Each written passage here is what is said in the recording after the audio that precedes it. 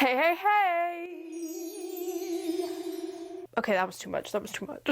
Welcome back to my channel. Today we're going to be chatting every book you need to read this summer. If you haven't read these summer books yet, you must add them to your TBR ASAP. I love these books so much. I could read them over and over and over again. These books are like if I was trapped on a desert island, I would take these books and reread them over and over and over and over again. That's how much I love these books, and I'm so excited to be chatting with you about them today because I am in my summer girly phase. I've been going to camp, I've been tanning, I've been getting sunburnt, but at the end of it all, I'm just happy to be somewhere sunny with a book. And if you are going somewhere sunny and you need a book, choose one of these. First up, we have Enemies to Lovers and Exes to Lovers Romance, the Rulebook by Sarah Adams. I am obsessed with this book. I rated it a 4.75.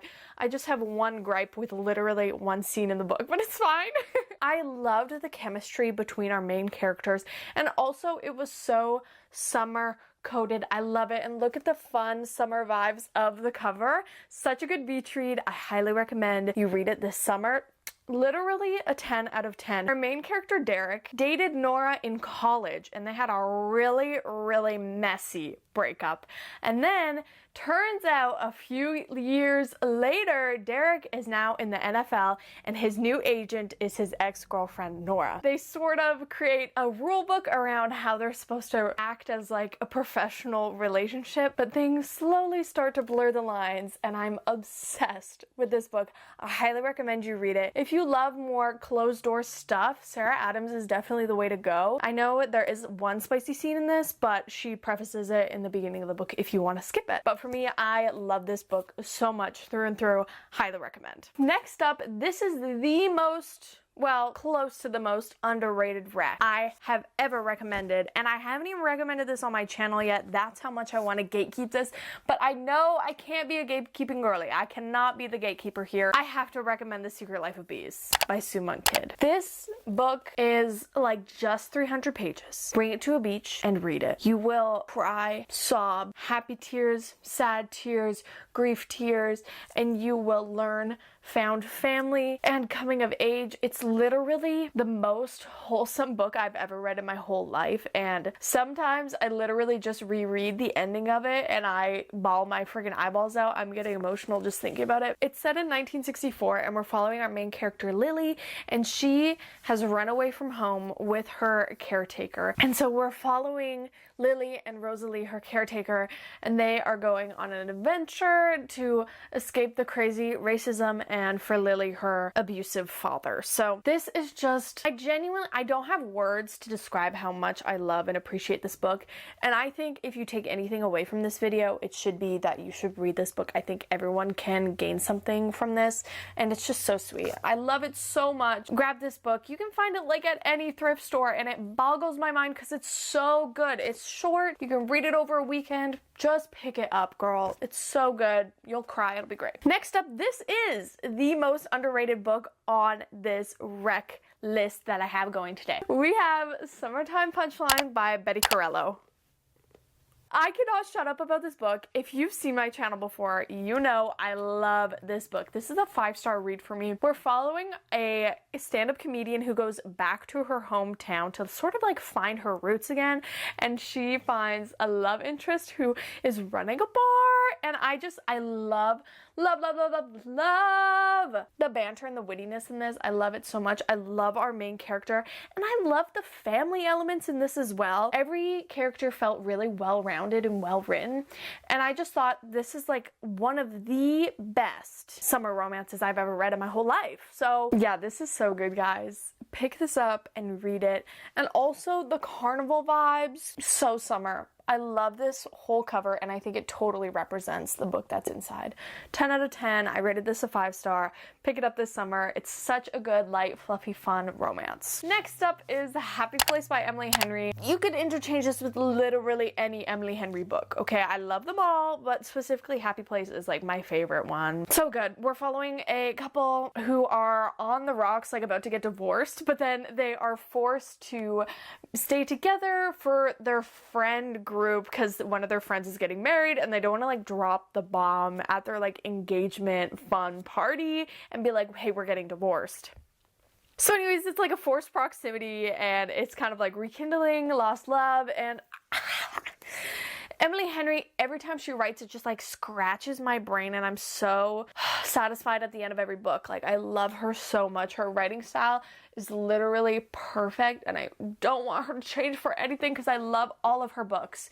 I'm so bummed that she's not coming out with one this summer, so I might reread this, but I'm really excited for anything she makes. Anything she makes, I will read it. I love. Next up is Just for the Summer by Abby Jimenez. I have been on this weird Abby Jimenez kick recently.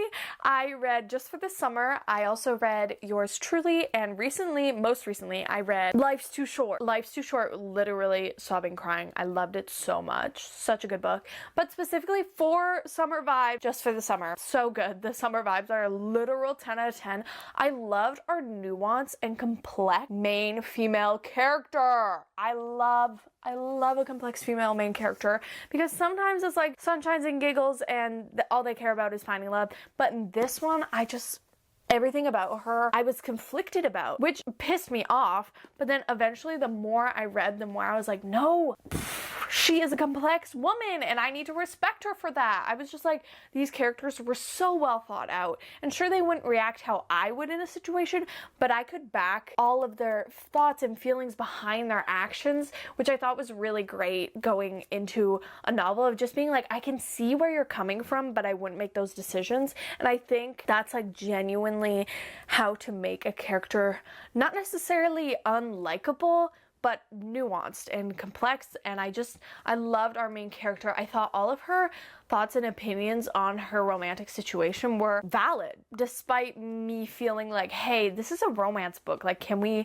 like commit to it being a romance book? But no, everything turned out the way it should have in the end. I loved the ending. I really thought Abby Jimenez fully pulled it together by then. And I think going into this book, just ride it out, girl. The ending really pulls it together for me. I love this book so much. And also, summer vibes. The most summer vibes book I could have had on this list. Okay. Next up, we have My Friends by Fredrik Backman. Okay. It's hard to talk about this book without literally sobbing, crying my eyes out.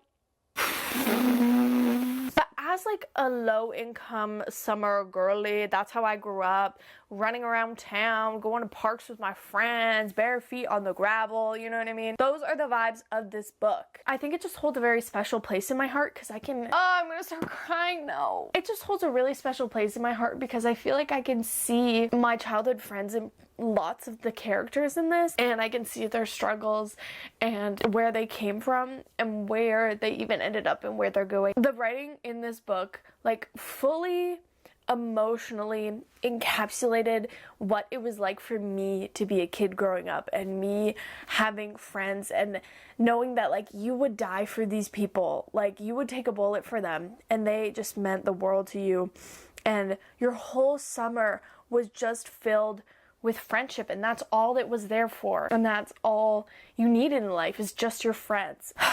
Bruh, I love this book so much. This just hits really close to home, and that's why I love it so much. So if it doesn't resonate with you, like, that's fine, but this was literally just my friends to a T. I love it so much. Anyways, let's talk about like what the book is actually about. We're following our main character Louisa, and she meets a guy named Ted, and they basically just go through what their lives are like and how they can bond through how they grew up and what they're going through currently. And Louisa basically gets this like priceless piece of art that was Ted's friends that he gifted to her, although she was a stranger. Basically, that's how they meet, but from there they grow a connection and they learn about each other, and the more they travel and see each other, they see their flaws and differences, but also their similarities and how they can grow as people. And it was just like really special reading this, and I loved that we are going through like the past present timeline of Ted and Louisa versus Ted's childhood with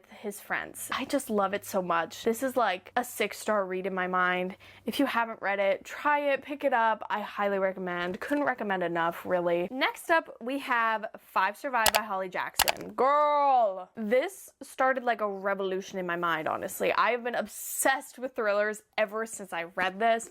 This book is so fun, so fast-paced. I love it so much because it takes place over like 8 hours. I think I read it like within a day, so it felt like I was like living those 8 hours. Like, it was so cool. So basically, we're following a group of friends who all sort of have like a little secret that they're keeping, and they go on this road trip in an RV, and then the RV breaks down and they fix it, but then it breaks down again, and it looks like this was no accident. They are in an active shooting, and these people need to share their secrets and figure out why these people are targeting them and shooting them. It was just like literally so crazy. I was shaking and quaking in my boots, girl. It was scary, so scary, but I honestly loved it so much. It's gotta be my favorite thriller of all time. It's gotta be. I think it weeds out the rest, because genuinely, if you want to read something on a beach, like, this is it. Like, you could get this done very quickly because the pacing is so fast. The pacing is like boom, boom, boom, boom, boom. Every chapter something crazy happens. And I also really loved that they were trying to like logic their way out of it. Like, I loved it so much. And I think if you love thrillers, try this one out. It is technically a YA, but still try it out. It's a 10 out of 10, and I love the pacing. So good. I could not recommend this anymore. I keep saying this in my videos, but if you have any thriller recommendations that also take place within like 8 hours and like are fast-paced, fast-moving, let me know. Comment below, because I want to read more books like that. Like, most of the thrillers I read, they take place over like months, okay? But this one that took place over 8 hours, I was like eating that up. It was so good, okay? And finally, we have The House Across the Lake by Riley Sager. How could I not mention this book? First of all, summer vibes. They're at a lake house. Second of all, this is like the craziest, twisty-turniest book I've ever read, and I love it. So we're following our main character, Casey, and her husband just died. And she's an actress, and she's trying to like get away from the media, so she goes to her lake house for the summer. But she notices some sketchy things with the house that is across the lake. It is fully glass, so she can like really spy on them, which is crazy. I don't know why anyone would want a house made of glass. Like, that's not very private, but okay. Anyways, so she ends up meeting Catherine, who lives in the house across the lake, and she saves her from drowning. Like, this girl was drowning in the lake, okay?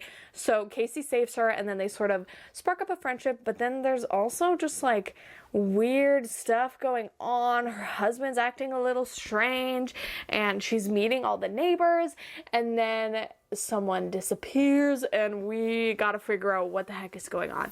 This book was so good, so twisty, so turny. Couldn't recommend more. And I honestly, like, Riley Sager, I love pretty much every thriller I've read by him. I really like appreciate his writing style. This is one of my 6-star reads. This is, I think, the first thriller I've ever read. Very good, very good. Very good, very good. All right, well, that was all my book recs for you today. If you guys are interested in these books, let me know if you read them. Honestly, I love when people come back to me and are like, I read that, it was so good. So if you ended up reading one of these books, comment below, let me know, because I love these. And I genuinely think if your summer TBR was this, you would have a very good summer. With all that being said, guys, thank you for making it to the end of this video. I hope you took something fun and amazing away from this, like a good book rec. I post every Sunday, so if you want to subscribe and tag along for that, that would be awesome. And I hope you have a wonderful rest of your week, and I will see you in the next one. Bye, guys!